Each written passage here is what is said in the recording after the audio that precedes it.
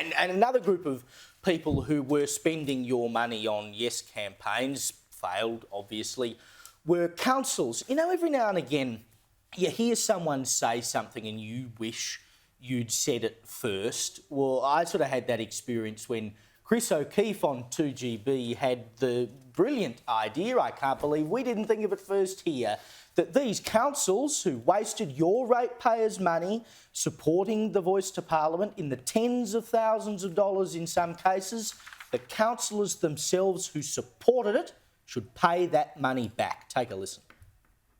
Local councils have absolutely no place to be spending ratepayers' money on social causes ever.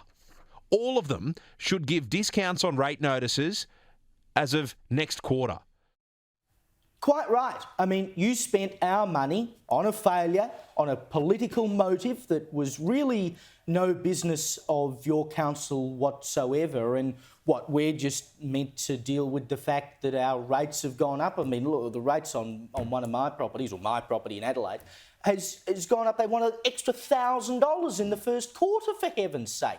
I mean, that's just come out of nowhere. And all of you watching at home who are sitting there having to deal with your mortgage going up, your council rates going up, where does this money come from? It doesn't seem to matter to the councils. They can do whatever they want and they can compulsorily take the money from you. But Chris O'Keefe also pointed out Nathan Cleary, who is the captain of the Penrith Panthers, the man who saved the Penrith Panthers in the dying moments of the NRL Grand Final this year. He came out just a day after the NRL Grand Final and backed the Voice to Parliament.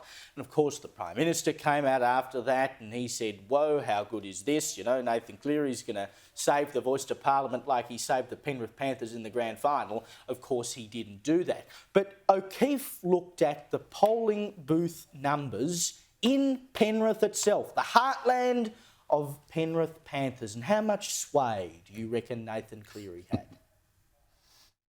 Because at the booth at Penrith Panthers Leagues Club on Saturday, 3,800 people adopted their captain's position and voted yes.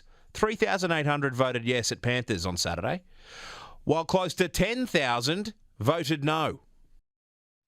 What a surprise! Can we end once and for all being lectured by celebrities and sports stars and sporting codes about this stuff, because it does not work. In fact, I think it turns people off. I tell you what, people in Penrith might not be educated, according to Waleed Ali, but they're smart enough to be able to differentiate between a footballer's footballing ability and his constitutional Thank goodness. expertise. But to imagine that people would vote yes because Nathan Cleary, who had led Penrith to their third premiership and won the Clive Churchill Medal in doing so, so great football, but to imagine, oh, if he backs the Voice, I will too, is incredibly insulting. And what was even more insulting is Nathan Cleary said in his clip, he said, no voice, no choice.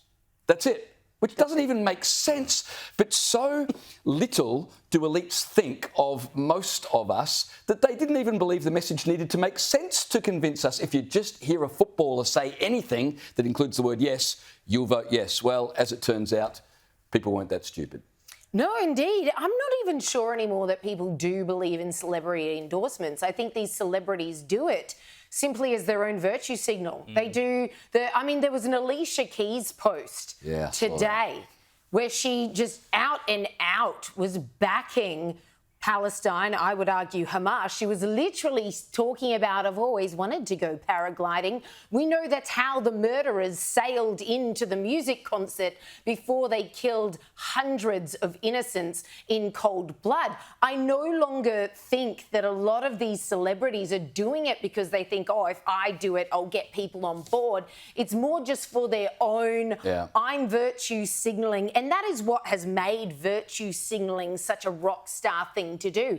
Our politicians do it day in, day out. Does it sway votes? Not really. We can all tell a virtue signal when we see it, but they want to do it simply for their own PR, which is bizarre because, like we've talked about, this is so transparent to people. We see straight through it. We know you're full of BS. But to the point of the fact that here are these councils legitimately, illegitimately taking our money and spending it on something that we never signed up for, we never asked for. When you think about it, Every single level of government does that, federal, state and local. They steal our money, they call it tax, and then they spend it on their pet projects. We literally pay these people not only their salaries, but the rest of our money that they take, and they spend it on getting re-elected. Basically, they spend it on projects that serve their purposes. Yeah. The fact that this system works at all, that we allow it to continue the way that it is utterly laughable. I reckon people get to your next local council meeting, and I've been to a lot of them in my time when I was a local government reporter.